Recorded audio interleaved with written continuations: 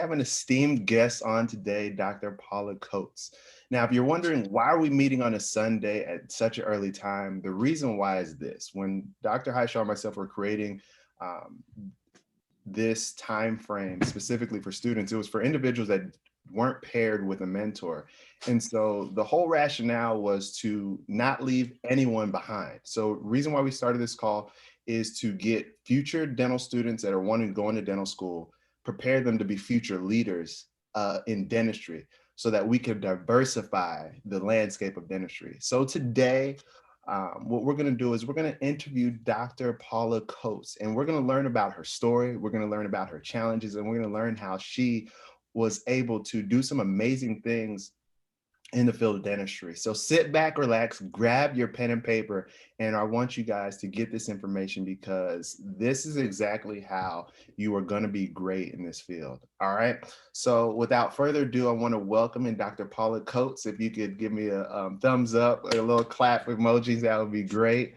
And I also want you to do is this: if you have any questions, feel free to write them down. We'll answer them. We'll have more than enough time to answer any questions that are that's good enough on this call so that we could serve you in that way, in that capacity. All right. So Dr. Paula Coates, welcome, welcome, welcome, welcome, welcome. Thank you, Dr. Williams. Thank you so much for being here. And Dr. Highshaw, thank you for the opportunity to be here with you.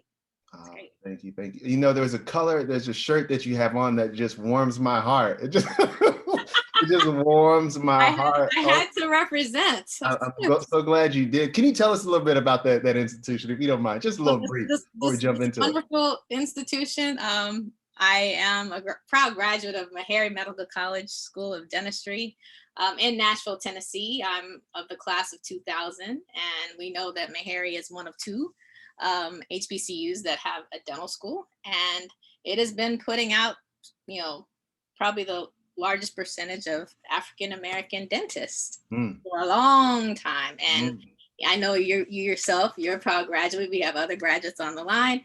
And yesterday was our day of giving. So I was like, okay, I got to represent and show the love. But I'm very proud of that experience. And Meharry, if it wasn't for Meharry, I wouldn't be here today. You wouldn't be speaking to Dr. Coates. So I'm very grateful for that opportunity.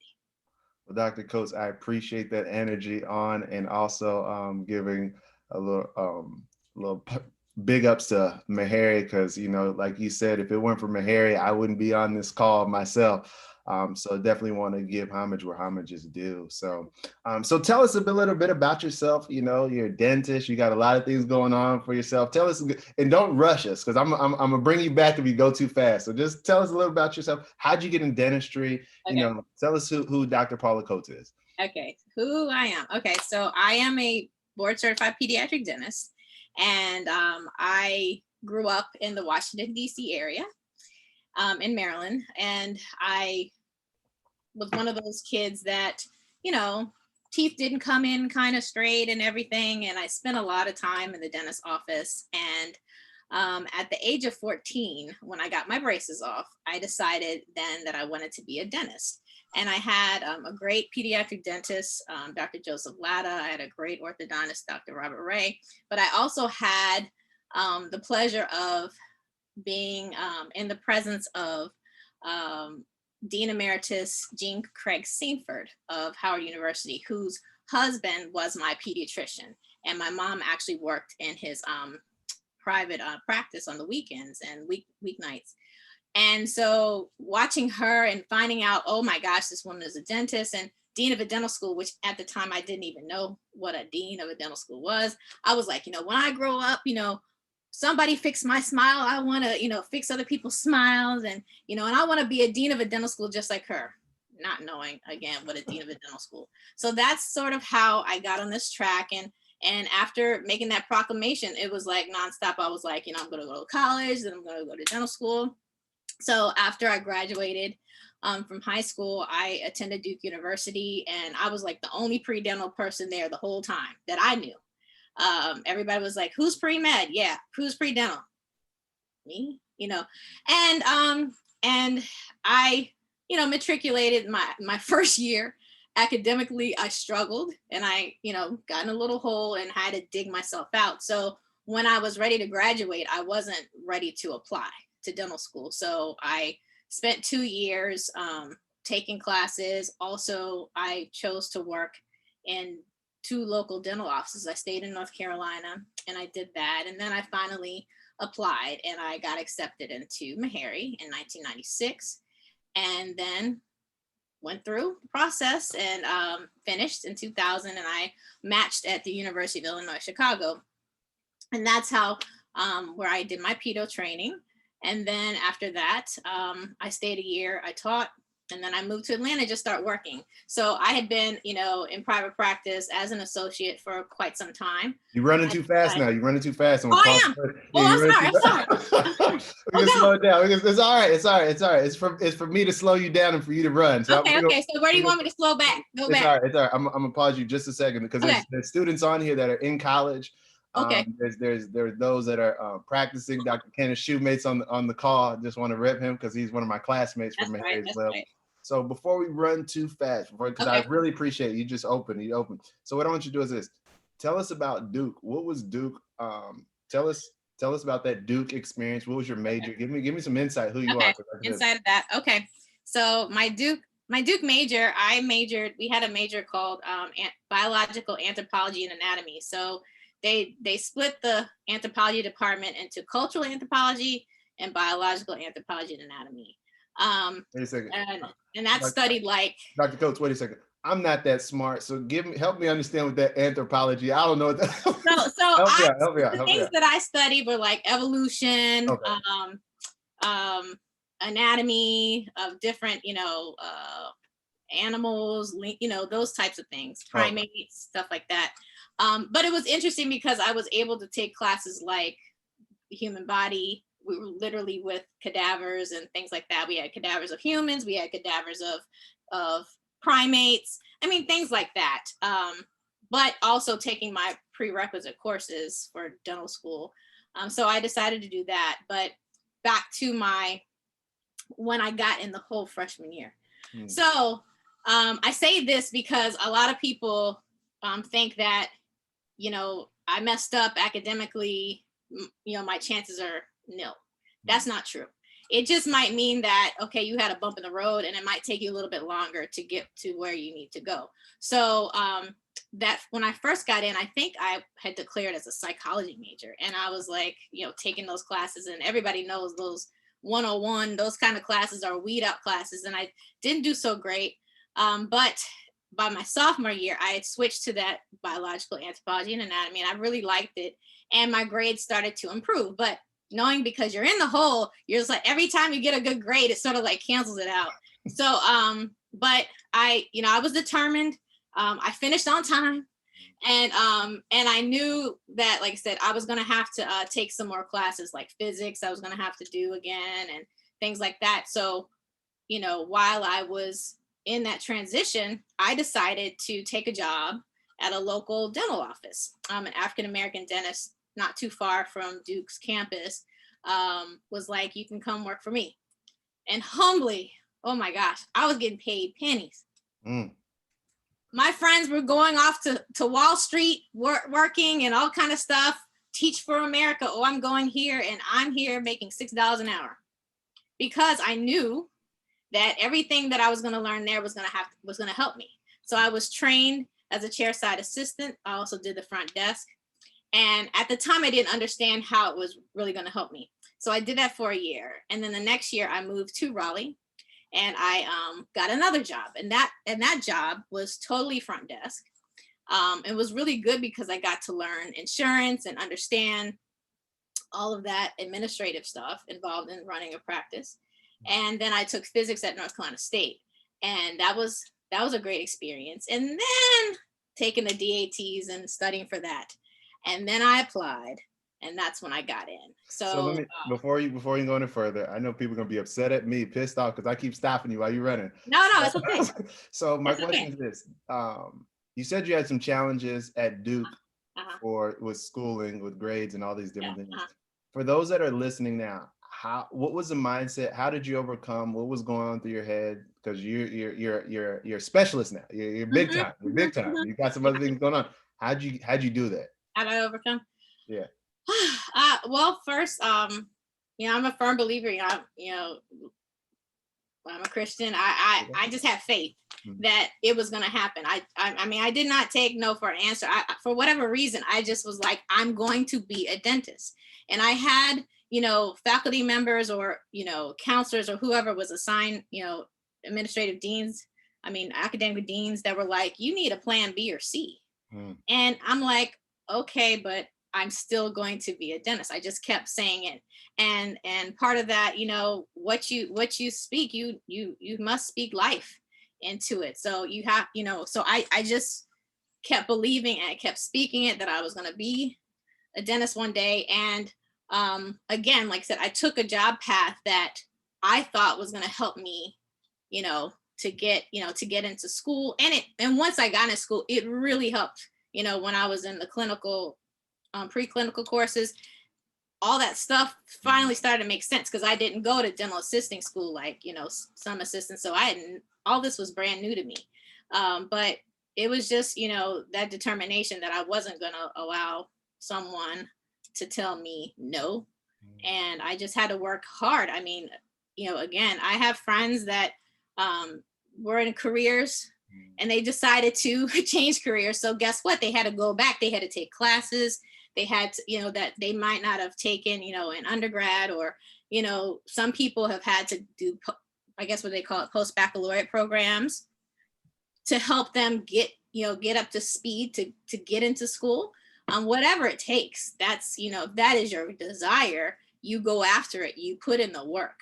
But I did not allow them to kill my joy or, stop me. So that's pretty much, I just never gave up.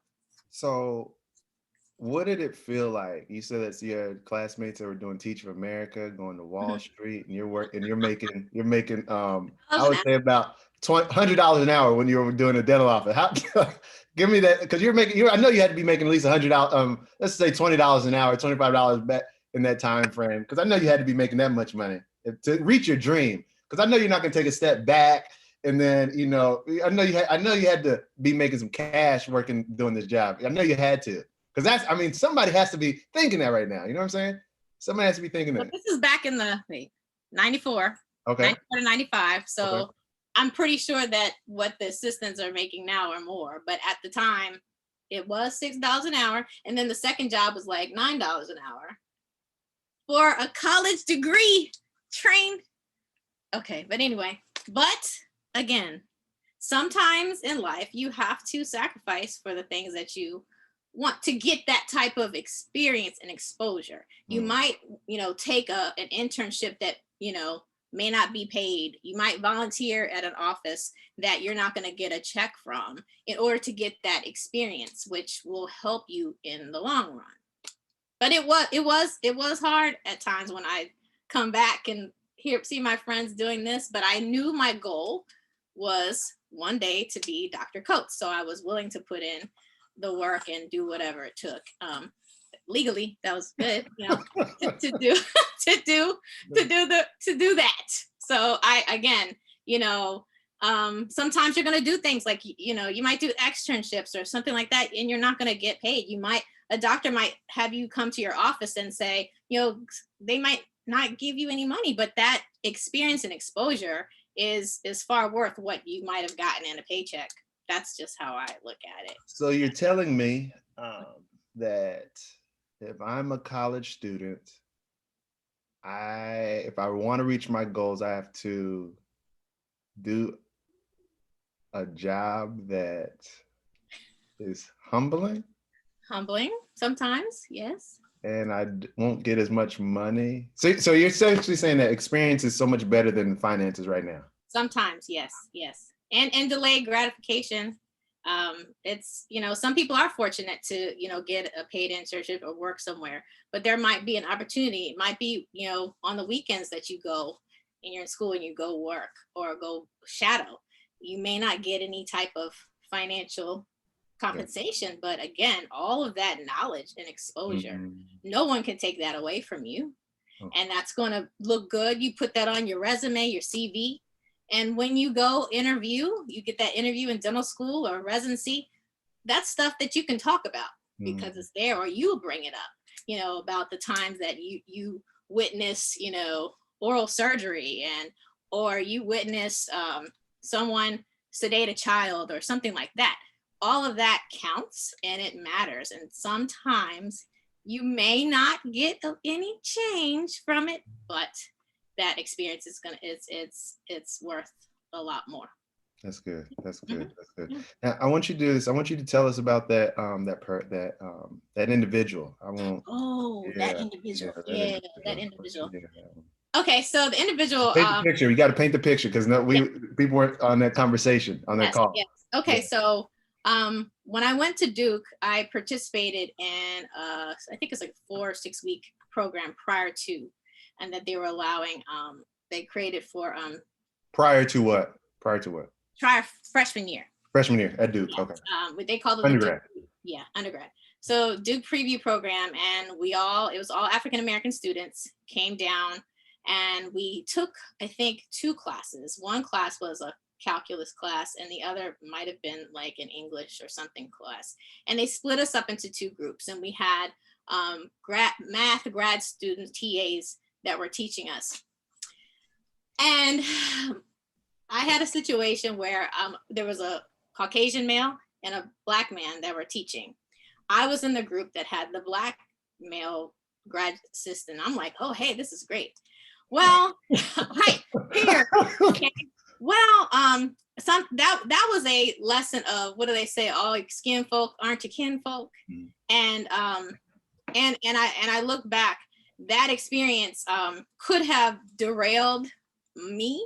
I struggled with that calculus, and of course, and I remember him, you know, going in for office hours and trying to get him to help me.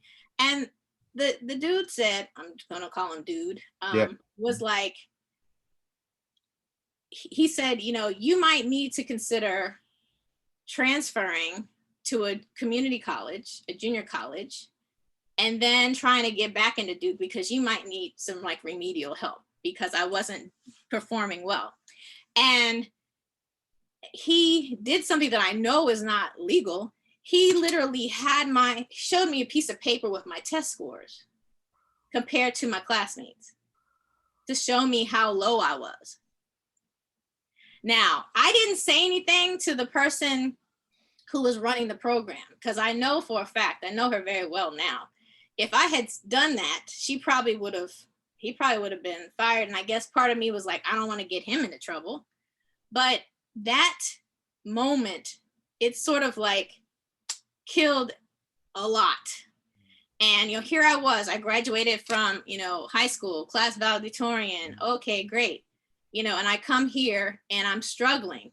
And this man tells me, a Black man, you may not be able to cut it out.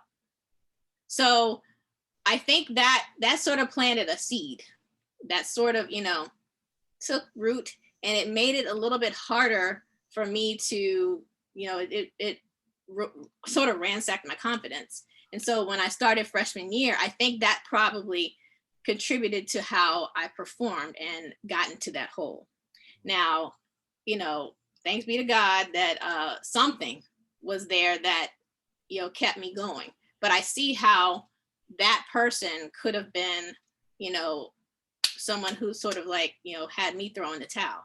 But and unfortunately, there will probably be people like that in your lives that will, those little stumbling blocks, you know, roadblocks or pits that will try to derail you. But you can't allow that to stop your dreams and your drive. But that was the situation that happened to me. So that's why I think, like I said, it took me a while to sort of rebuild my confidence and to believe that, you know, I was capable. And I think when I ended up going to Meharry, it was for me, such a breath of fresh air. I needed that type of nurturing experience because of what I had endured at Duke. And I'm not saying that, you know, a school like Duke or a PWI, you know, that Black students can't do well at PWI. No, not, you know, not in the least. But that was just my experience. And I needed a Meharry. I needed people to, show their love for me, pulling me to the side, all that kind of stuff, telling me that I could do this.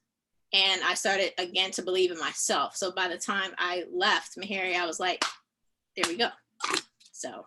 I'm so glad that you highlighted that, and I could feel the emotion on this side out here in Houston, Texas. So I'm glad, and I know it's palpable. And so I'm so glad that you're able to share that story. I want to just drop a little book in here.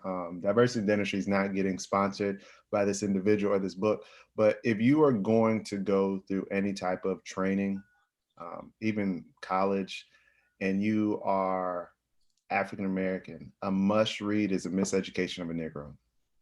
Carter G. Woodson. It is a must. It will literally show you what is going to happen to you and to give you the tools. I mentioned this before on one of our calls before, and Dr. Betty Shinette, before I got to dental school, I think I mentioned this on the last call, and she told me, I'll just get straight to the point. She told me dental school is just a stress test. Now, she had no clue what dental school I was going to go to. She had no clue when I was going to get in, if I was even able to get in. But once I remembered that dental school is just a stress test. That's good. And Dr. Shoemate's on this call right now. I'm pretty sure he has stories of me acting how I act in dental school. And so I just wanted to give y'all tools because it's so important. So enough about that. Let's get into it. So you went through, what was your experience in dental school at Meharry? Oh, I love I love Meharry. It was it was tough. But all those years. So once I got especially once I got into the second year, we're doing all that preclinical stuff. It all kicked in. Everything that I had done those 2 years, especially the first year as chair side, assisting with endo, and I didn't know the heck what he was doing. I was like, okay, just pass this. But then one day my eyes just like opened up. I was like, oh, I understand now. I understand why, and so I did well. Like not that I breezed through, but it clicked for me, and I performed very well. And I enjoyed our professors. A lot of them, my professors have deceased now, but I enjoyed the tough love. I enjoyed the cracks. I enjoyed them trying to call us out, because I knew at the same time that they did it in love, and they wanted us to be the best. They pushed us so hard. They told us, you have to be 10 times, 20 times better than your counterparts. A Meharry, you better go to that board and carve that amalgam, and so Meharry knows how to do X, Y, and Z. So there was a sense of pride that we had. And even, being in a situation that Meharry may not have had, all the, bells and whistles like some of these other schools. But I know when I got into residency, and I went to residency with some fine graduates themselves, went to fine institutions, I tell you what, I still ran circles around them too. Yeah. And hey, when we got into situations where we may not have had, this instrument or this supplies, I was like, excuse me, I know how to do this. Okay, because we learned at Meharry to make do and to do the best we can with what we had. But I enjoyed it. I love the camaraderie. I really love, like I said, the family aspect. And I knew when they were all up in our behind, it was because they wanted us to be the best. And once we crossed that stage, it was like, okay, doctor, like, oh wait, weren't you the other day just giving me hell? But now we're, but it was for a reason, and I will forever be grateful. But I enjoyed my time at Meharry. I got involved in stuff while I was there. Started a lot of my leadership things while I was there, and the Nashville community. I love Nashville. Very, very nice place to be. And I miss it so much that I did go back to teach for a couple of years, and I love Meharry, and I will good bad and the ugly. I love Meharry, so I had a good time. So nice. So tell us about Pedo. Why Pedo? Why of all places? I believe you have wings because I can't deal with the kids. I can't deal with the Okay. kids. So how did you get pedo? Why? Uh-huh. Okay. Pedo. Well, definitely I think that was just God's gift. My whole life, my mother used to tell me that I was a kid magnet, and I didn't understand that. We could be in church, grocery store, people's houses, and all the little kids would sort of come to me. And I'm like, okay. And then, Sunday school teaching, vacation Bible school, always taught the young ones. And and for those who know me, they know that I'm very animated. So that also helped a lot. But I will say that that I think it was my junior year when I started working for one of our part-time professors, the late Dr. June Owens, and she had an office on Charlotte Avenue, which by the time you guys got there, maybe Dr. Wood had bought that office. I don't know. But that first Saturday, I went and I was standing with the patient. He was waiting to get his x-rays taken. And this little boy struck up this conversation, and I'm just sitting there, standing there talking to him.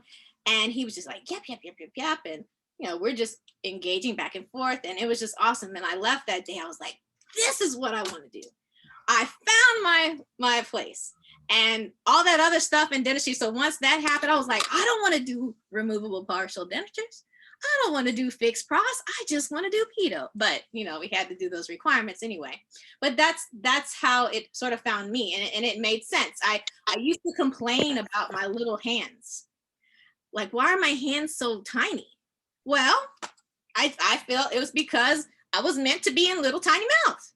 So like, again, I just think that, it was destiny for me to do this. So, and I like teaching, and pediatric dentistry is one of those specialties that we do a lot of teaching, because we have to teach these little ones, about oral hygiene, or just how to be a great patient and how to get through a procedure so that they don't turn up into adults that are afraid of going to the dentist. So I also like teaching. So that's something that it just resonated well with me in the specialty. So that's it. So how was school? So you had some challenge. So how was your experience at University of Illinois Chicago?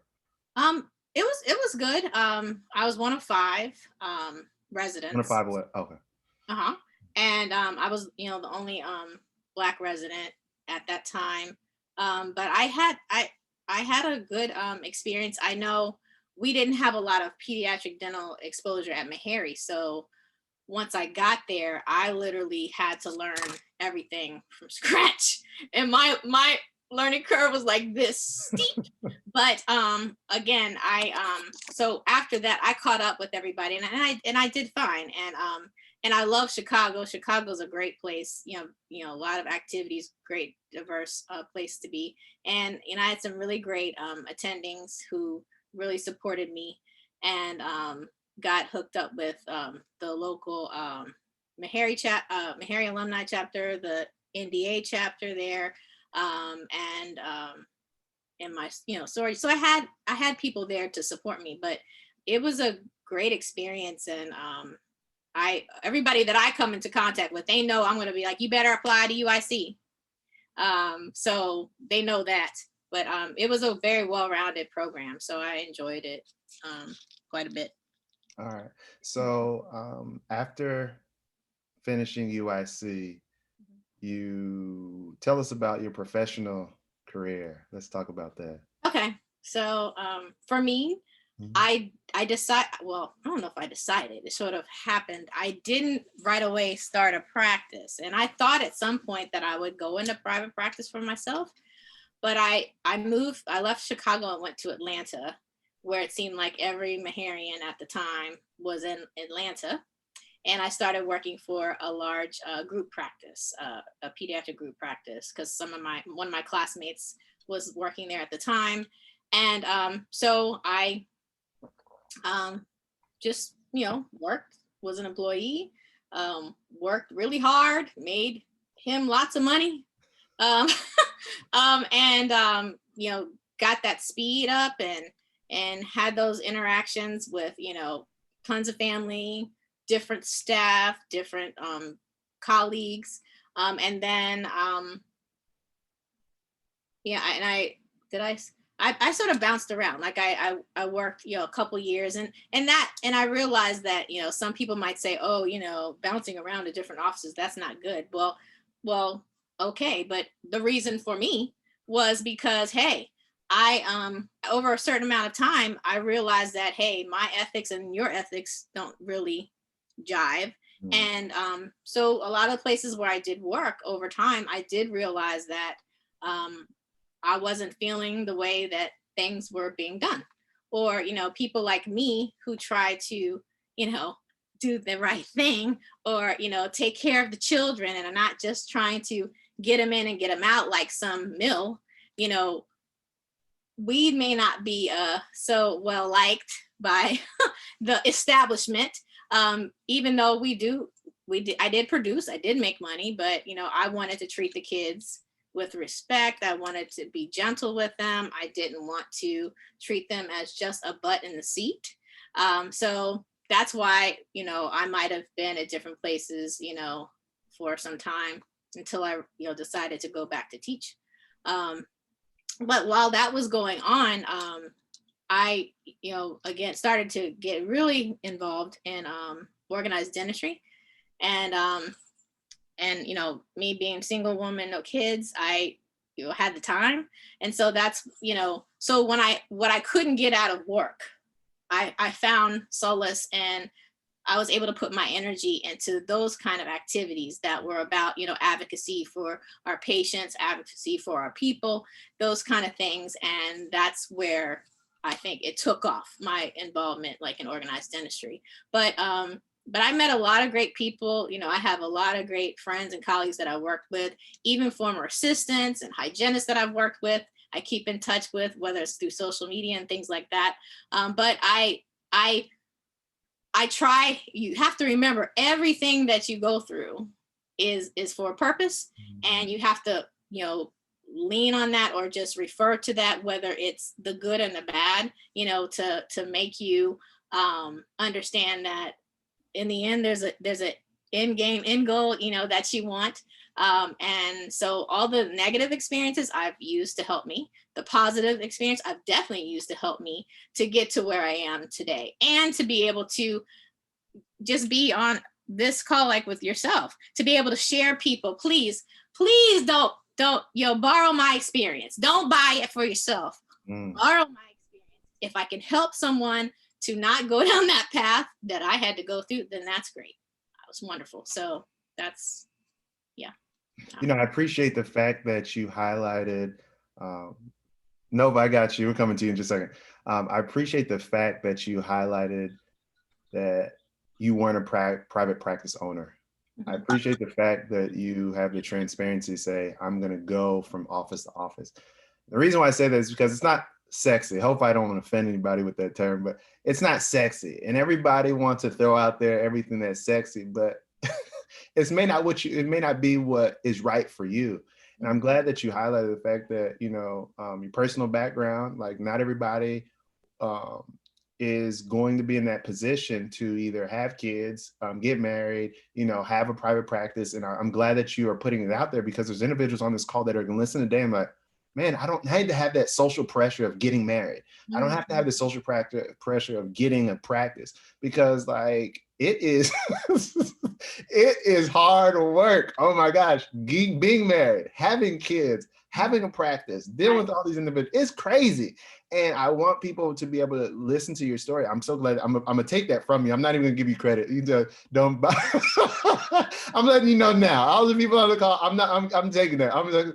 You said, don't purchase those experiences. Learn from me. I really appreciate that, because it's so important. I really say there's so many, like there's an adage, I know if Peter were on the call, they would be like, cancel it. There's multiple ways it's going to cat. Like there's different ways of handling a scenario. And I'm so glad that you're transparent to see that, because I know that there's social pressures on everybody that's on this call right now, either to do one thing or the other, and to be able to be in your position to be a specialist, to finish dental school, to go to Duke, to be on this call right now, it speaks volumes. I know the individuals on this call are really taking notes, and they're really getting gems out of this. So I really appreciate that. I wanted to transition into, you talked about you're essentially a public servant. I wanted to get about your national office. I want to talk about your leadership. Let's jump into that. Okay, so the good leadership stuff, organized dentistry.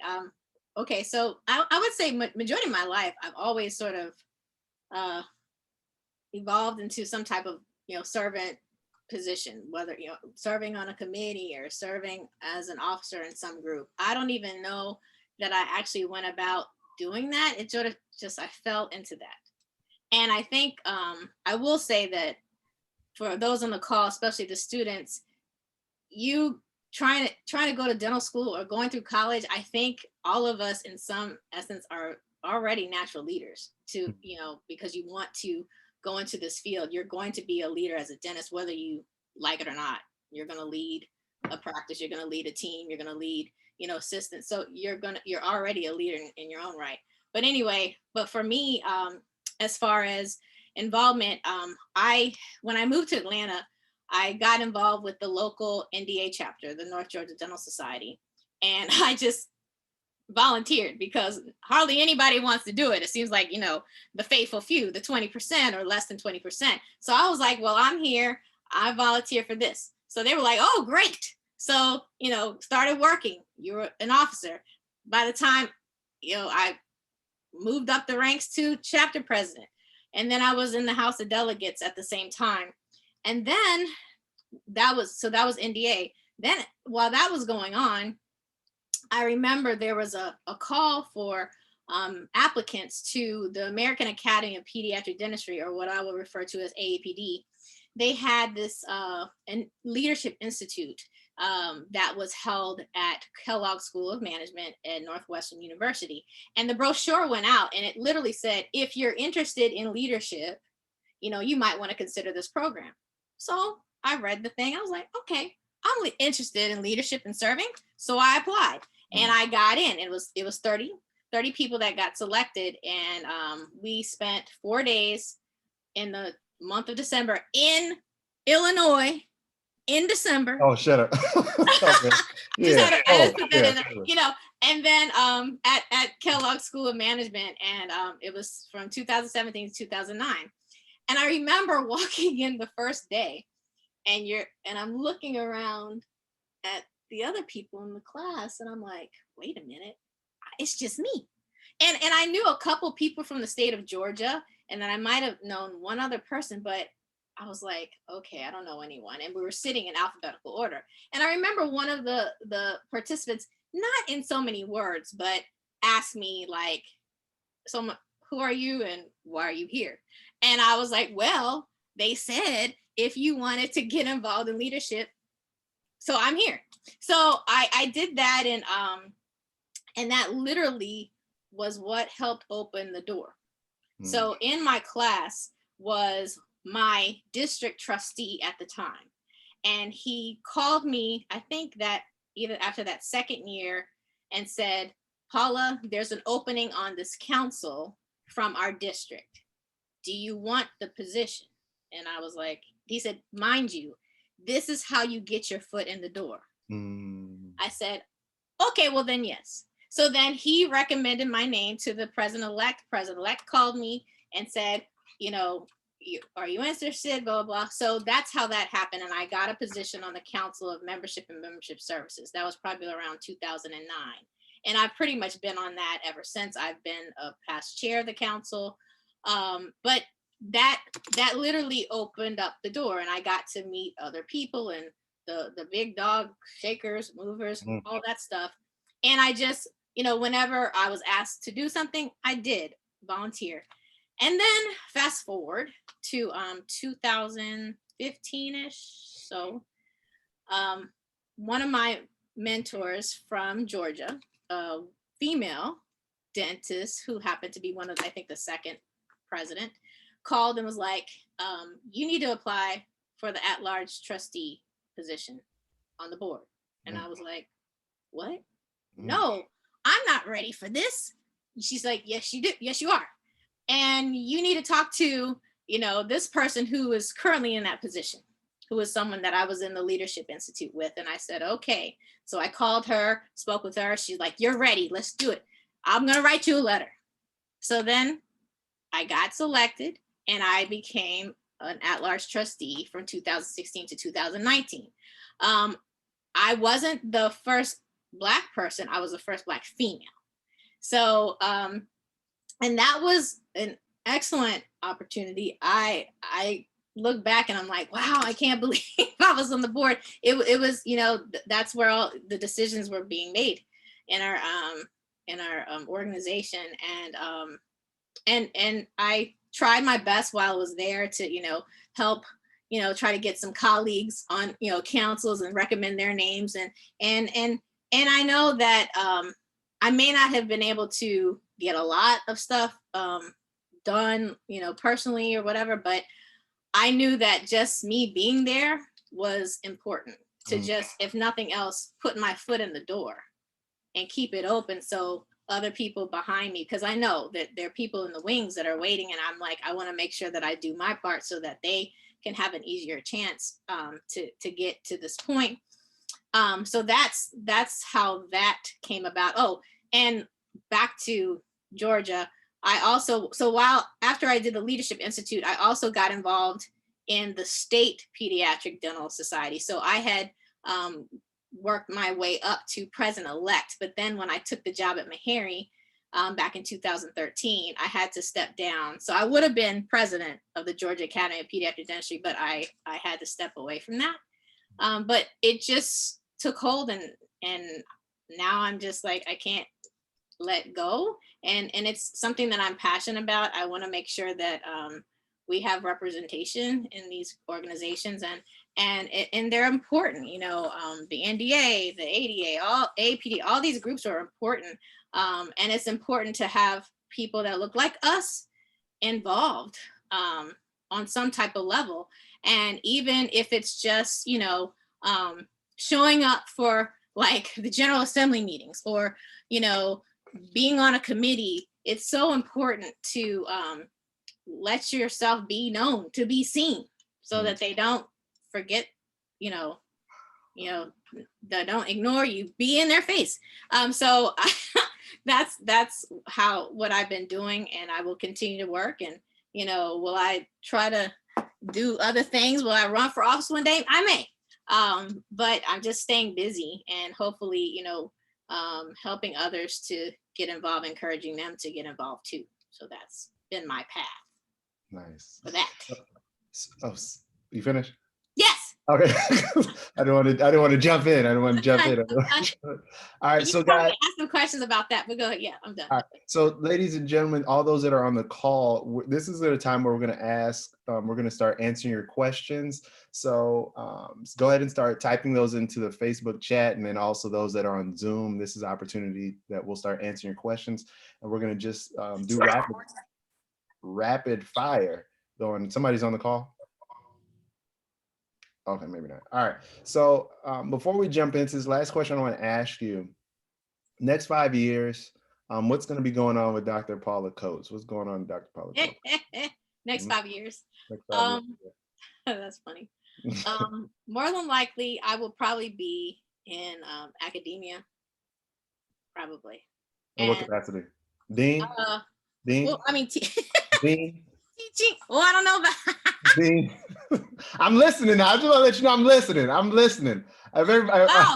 We can working towards that. Maybe. I don't. Dean Coates. Go ahead, Dean Coates. Who knows? Dean Coates. I'm not the first. You can call me a prophet later. I'm not. You won't be the first one. You never know. But I definitely. Yeah. I realize that for me. I can't believe I've been out for 21 years. This past May.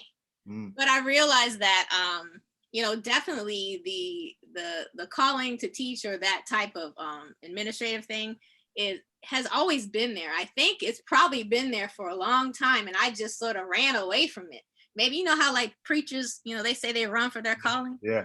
I honestly think that possibly has always been my calling, and I thought, because I gotta go make that money, I gotta put that shingle up, whatever. And no, you don't want to go into academia.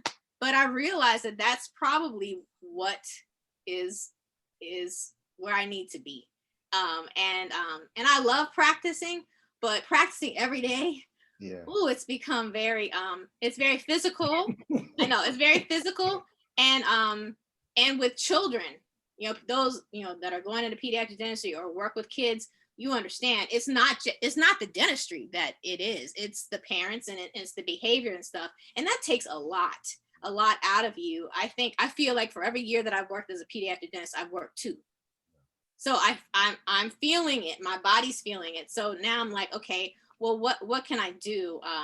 And I think I can reach more children by helping, to put my touches on this person here and this student here. And if I'm teaching, 60 to 100 students a year, how many children will they be able to treat? So I feel like my reach would be greater, and I'll be able to, pass on all my little nuggets to the next generation, or encourage my colleagues who want to treat more children, how to be the best provider of children. So that's where I feel like my gifts will be best served within 5 years. That's probably where you'll see me within 5 years. And who knows, within 5 to 10 years, working up the ranks for that, leadership within the system of residencies or dental schools. All right. I like it. So we're gonna open up the call now for questions. I have a couple of questions that have been coming in for Dr. Dean Coates. Dr. Dean Coates. Dr. Dean Coates. All right. So number one is this. This is from Nova PG. It says, how much time or percentage do you feel is necessary to be part of organized dentistry? That's coming from Nova. How much time? Oh boy. Well, percentage. You could use percentage as well. Percentage. Goodness. It's hard to say. I can't even give a specific, because it all depends on, like, if you are one that's like, if you're in residency, obviously you have to handle your business and take care of that. When you get out, if you are a business owner, your percentage of freedom having to do anything outside of your practice is going to be very limited. So I would say for myself, I probably too much. Probably like a quarter of my time has been with organized dentistry, and I need to say no. I've got to learn how to say no. But when it comes to it, even if it's as simple as being a part of a committee in a local group that's still being involved in organized dentistry, it's not necessarily that you're the president or the treasurer of the group, but even if you're serving on a committee that's planning something, that's still being a part. So I think it's based off of what you have going on at the time of your life. If you are one that, hey, you're only going to do 2 days of clinical work, and then you're doing other things, then you might have more time. But if you're going to be a 5 days a week or sometimes 6 day a week person that's practicing, you may not have all that time in the world. So I think it's different for each person based off of what you have going on. But those of you starting out, you have to take care of business. You have bills to pay. Organized dentistry, for the most part, is not going to pay those bills, those loans that that you have to start paying back. So you do have to handle your personal business, but carve out a little time, and it might be 5% now, and then eventually maybe it'll get to 10% if that's what you want to do. But handle your business first and try to find little ways where you can get involved. Okay. And it doesn't necessarily have to be on the national level of a group.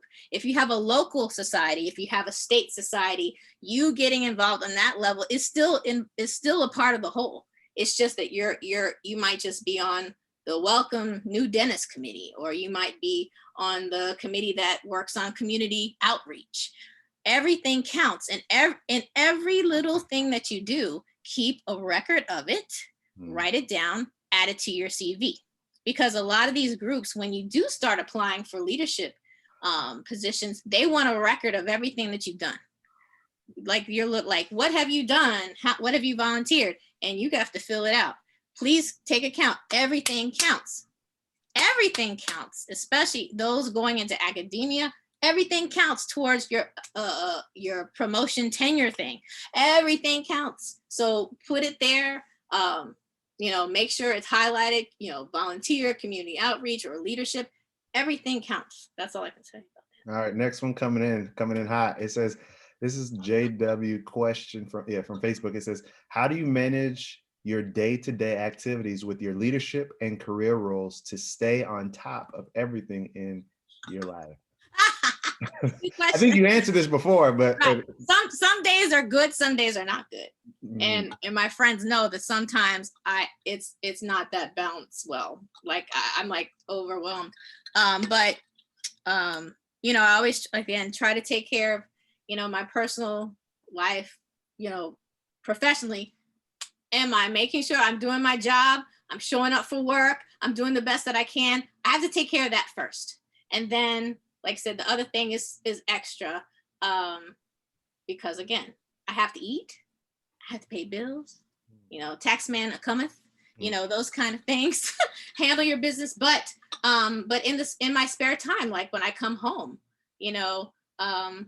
I might be on a call, or I might, on the weekends, I might have to, devote some of my time to reading things and travel. Like, when we were traveling, that's something that I will say that I've sort of had to sacrifice, and sometimes I get mad at myself about that when I was able to travel, because, when you're working for other people, you don't really have that luxury to just up and go.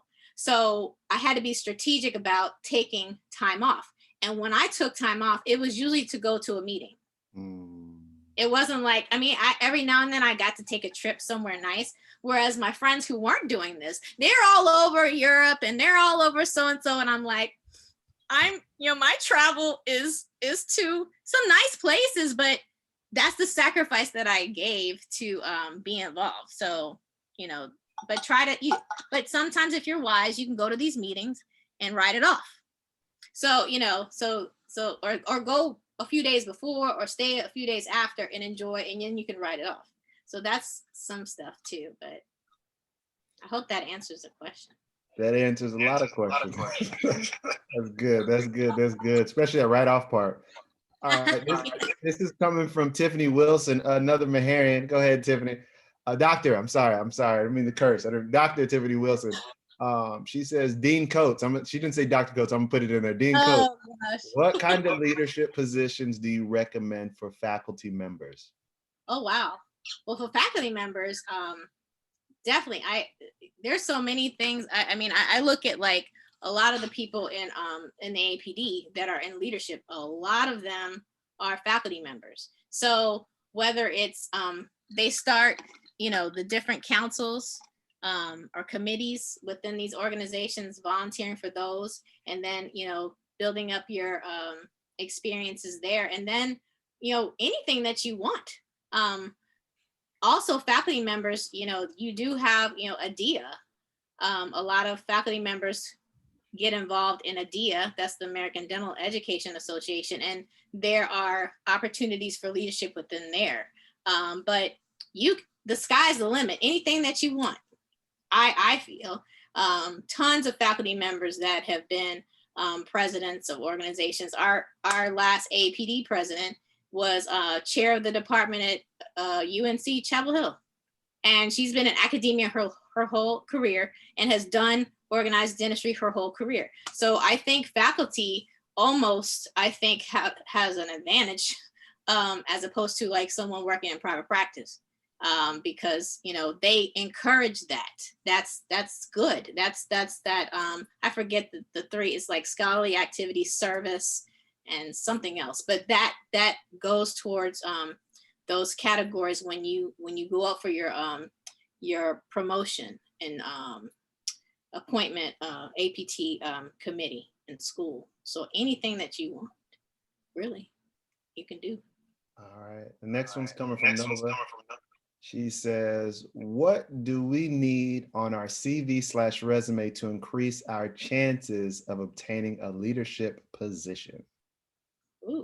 On our CV. Well, I mean, a leadership position. Well, I definitely, again, you need to have, your volunteer service experience. That's going to help a lot. Anything that you've done in the past, whether you've been, especially in school, I don't know, is this person in residency or not? I don't No, know. but let us know where you are, or If, where you are in school. yeah, if you've done anything like from college and dental school, all those activities that you've done, whether you've been in a leadership position or just, again, being involved, being an active member counts. Being on a committee, doing the work counts. And then in those experiences, you have met people along the way. So those are experiences that you'll be able to reach back and ask people for letters of recommendation. Everything counts. That's the thing. Like, everything counts, good and bad. It all counts, and it works towards. Oh, she's a. Oh yeah. Okay. She's one of you guys. In, she's one of you guys. She's one of you guys. A pediatric dentist. Oh yeah. And for the residents, there is a form online. Hold on. There's something going on. There's like a bad feedback. Can you hear me? Somebody has their mic open and it's kind of giving some bad feedback. Go ahead, go ahead. We'll see what happens. Okay. So she's in a residency program. Yeah. And okay, so there is I know online on the website, APD website, there's a form that we have, a general form that you can fill out and submit, saying that, I want to get involved, and they're supposed to take a look at it and try to, pair you up. For recent graduates, the committee that they pretty much would be on would be like the early career pediatric dentist group. But there is a sign part there where it says, would you like to be contacted to work, on the state level or your district level? Check that off, yes. And do that, submit that. But I would just say that once you finish, wherever you end up, you look at your local chapter and you go to the meetings. They might have 1 or 2 meetings a year. Go to the meetings, introduce yourself to the leadership, and pretty much tell them, I want to get involved. I want to work. And I'm pretty sure they will find a place for you, because not everybody wants to be involved. Again, it's usually that 20% or less of the group that tends to do all the work. So if you're willing to roll up your sleeves and get busy, I'm pretty sure you will find a place. They will find a place for you to get involved. But that's showing up, making sure they know who you are, and that you're interested in it will work itself out. And then, getting to know your leadership, your district trustees, for us, is very important, because the district trustees are the ones that reach out to the president-elect to say, hey, I have someone in my district that's looking to, fill this position. And start going when we start meeting in person. A lot of people leave early on Sunday, but we miss the General Assembly, where that business and they elect officers and all the kind of stuff. That's very important to go to. I hardly see anybody that looks like me at these General Assembly meetings at the APD. I really want us to start going, to be there, so they know that we exist, that we have to go. So when you go to the APD meeting, make your plans, fly out Sunday night or fly out Monday morning. I know it's always Memorial Day weekend. It's always going to be that. But you need to show up at the reference committee meetings. You need to show up at the General Assembly meetings so they know that you are there. And also, as an active member, you are allowed to attend these council and committee meetings, to sit there and observe. You are. take advantage, reach out to the chair. Or if you know someone, whether it's your program director, or say, can I come with you? Sometimes and it might be against your personality to do that, but try whatever it takes to get that strength to say, hey, Dr. So-and-so, do you know so-and-so on this committee, or do you know this person? Do you think you can introduce me to this person, or, can I come and attend? Because I know people who have brought their residents to these meetings and they've sat back and just observed. So, put your program directors, to task and see, but there are ways. But like I said, if you just volunteer on a committee and they start seeing that you like the work, trust me, it'll happen. They'll make sure that they'll find a place for you. I promise you that. Yeah. All right. Dr. Coates, you say you don't have kids, but you sure sound like a mama right now. Just want to let you know, you sure on that last question. Yes. You sure sound seasoned. All right. So next question is, this is coming from Taylor Jackson. She says, thank you for being on this call this morning.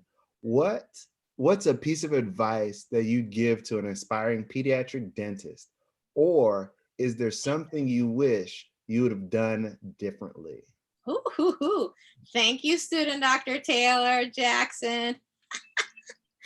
Okay, something that I would have done differently? Well, two things. Like either I would have done my practice and not been afraid. I literally look back, it was fear that I didn't open up my office. And some days I'm like, I kick myself. But if there's any fear that you have, try to squash it and just go for it. Then, okay, so I have that. And then I realized, okay, well, there was a time when I could have gone into academia earlier. And I was like, I don't want to do that because, whatever. I didn't do it. So I guess whatever it is that's inside of you that you have that passion for, I would say harness it and go for it, and do not let fear get in the way. I will say that if you do decide to work for other people, especially if you're going to go work for these big practices, when you get out, because they pay well and things like that, always remember to cover your behind. They are not trying to take care of you. They just want the bottom line. So you have to be very, very careful. And sometimes it causes you to expend a lot of extra energy to make sure that every T is crossed and every I is dotted, i.e., making sure patients' informed consent are signed correctly. Patients' parents are they have the information, because there can be a lot of things lost in translation, which can lead to parents getting upset, which could lead to you having to go through some unnecessary mess because of things that happen within the office that you have very little control over. Your reputation, your word is your bond. You have to hold on to your reputation. You have to protect it. So if you find yourself in a place where they're just not above board, get out.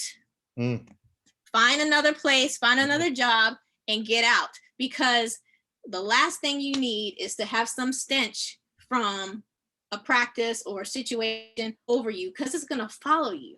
So you have to be very careful when you're working for other people. Not saying that they're all shady and slimy. There are some good, offices out there. There's some good office owners out there. Yes, there are. But there's some that are kind of shady.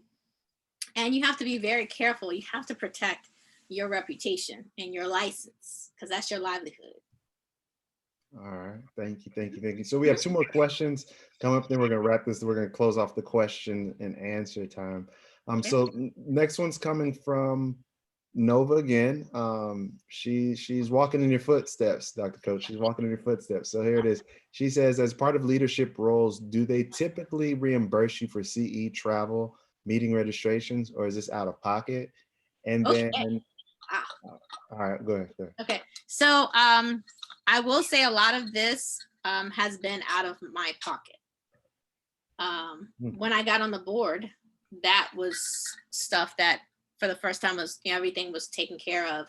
And that usually depends on the organization. Sometimes, you know, an organization might have a lot of funds to do that, but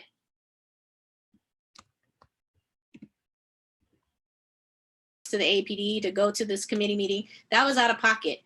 Some practices that you might work for may have like an allowance for, my internet is unstable. Can you hear me? Okay. Some places might have like a stipend or a certain amount that they'll allow their doctors to have. You might could try to negotiate that in your contract. If they'll pay for CE so you can go to these meetings, and then while you're at these meetings, you be involved and go to these committee meetings and things like that. But a lot of it has been out of pocket.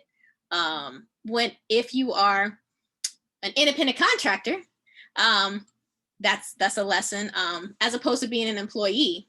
When you're an independent contractor, you can write off. When you're an employee, not necessarily. So that's something like, you know, when you decide to start working, you might want to consider becoming an independent contractor. So when you do get involved and you're going to these meetings and things like that, again, that's something that you could try to write off down the road. But when it all depends on what the different organizations have available. But if you're in a position like an officer or trustee member, more than likely, if the organization can afford it, you will get stuff reimbursed and they will pay for you. Before we get to this other question, let me just throw that out there. If you are going to be a dentist, just go get incorporated, LLC, some PLLC, something, so you could have it. You could have your, and always, I'm not a tax professional or not a licensed CPA. I would say this, ask your tax professional if you could hire yourself out through your company in essence. So just think that and keep that in mind, because everything like what you drive, what you wear, what you eat, your travel expenses, all these different CE, so on and so forth, could all be written off in your taxes.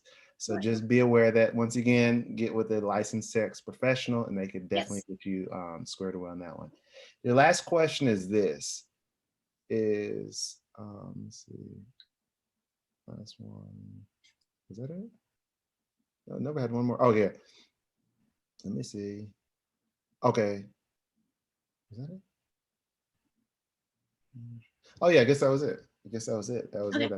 I thought I had more. Well, Dr. Coates, man, it was a pleasure speaking with you, getting this information, being transparent.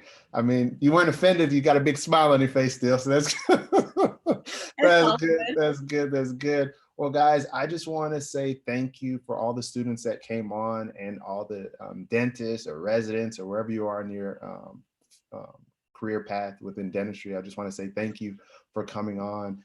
Our purpose is simply to serve you. And our saying here at Diversity in Dentistry, if we did it, you can too. So once again, I'm Dr. Jared Williams. This is Dr. Paula Coates. But before we let her go, we want to be able to have a place where they could reach out to you and contact you. We don't want to give you your personal cell phone number out, but if you could give your email or a place that they could reach out to you after this call is over, please share. Sure. I'm typing into the Zoom chat. Okay, that'll work. That's perfect. Is PLCOATES2003 at yahoo.com. Yeah, I'm kind of old. I use Yahoo. But that's my email address. And where am I on IG? I think I'm PL Coates DDSMS on Instagram. PL Coates. I think that's me. DDSMS. Take your time. Yes. You can find me. All right. Any parting words to for these future leaders of America? Future leaders of America. If you just never say no, never take no for an answer. Always stay positive, try your best, try to find a mentor. A mentor may not look like us. There are people out there that may not look like us that do want to legitimately help Take again, borrow experiences, do not buy. Borrow experiences, do not buy experiences. My mother used to say that all the time. Just keep the faith, keep persevering. And I promise you, you put in the work, it's going to come to pass. And reach out to people like myself. I'm so blessed for people like yourself and Dr. Highshaw and other individuals with diversity in dentistry. This is just awesome. I wish I had this when I was going to school. But you know, take advantage of everything, soak it all up, and then always. You can't, and I said this at Dr. Highshaw will remember, and Dr. K will remember on the panel that we just did for the APD, you know, that quote from Marian Wright Edelman, you can't be what you can't see. So just always remember that, you know, you're going through this process. There are going to be people behind you that need to see you going through this process of trying to go into dental school or trying to be go into residency or things like that. Remember that while you're going through this, there are other little people behind you watching you. So just you know, keep that in mind as well, and that will also motivate you to just keep striving, keep pushing. Well, Dean Coates, it's been a pleasure. It's been a pleasure speaking with you during this time frame. And once again, this is Dr. Williams with Diversity in Dentistry, and we want to remind you, if we did it, so can you. Have a fantastic day and enjoy the rest of your week. Thank you.